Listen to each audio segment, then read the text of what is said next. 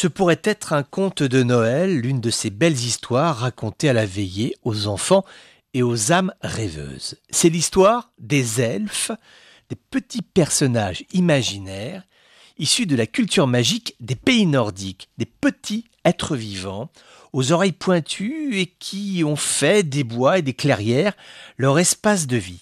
Ces personnages qui, j'insiste, ne sont pas religieux, mais relèvent du monde enchanté des chimères, eh bien 62% des Finlandais croient qu'ils existent. Le chiffre est officiel, tu as bien entendu, 62% des Finlandais croient que les elfes existent. L'information a été publiée ces derniers temps à l'occasion d'une histoire absolument incroyable, réelle celle-ci, un projet d'autoroute traversant une forêt, jusque-là rien d'anormal, mais une forêt supposé abriter des elfes, donc ces petits personnages magiques.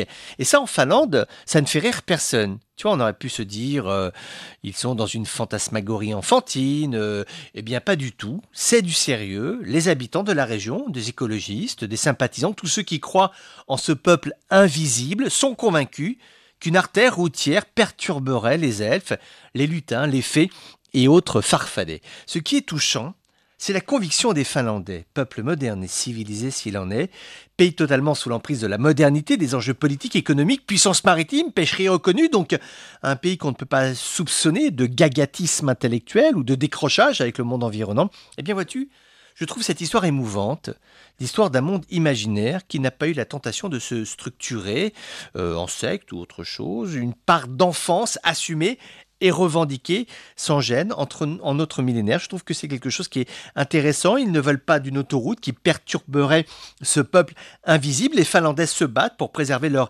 héritage culturel, ce rapport à la nature, car les elfes vivent dans les bois, dans un espace géographique préservé de l'homme. Le phénomène a atteint un tel point que le gouvernement finlandais avait récemment consulté avant de lancer des programmes d'équipement ambitieux, projet qui avait été suspendu. Le peuple imaginaire et les invisibles elfes ont repris leur petit bonhomme de chemin dans les bois sans craindre qu'un jour des tronçonneuses viennent tailler menu leur espace de vie et briser cette légende qui se raconte aux petits mais également aux grands, l'histoire des elfes, l'histoire de ce peuple qui était invisible.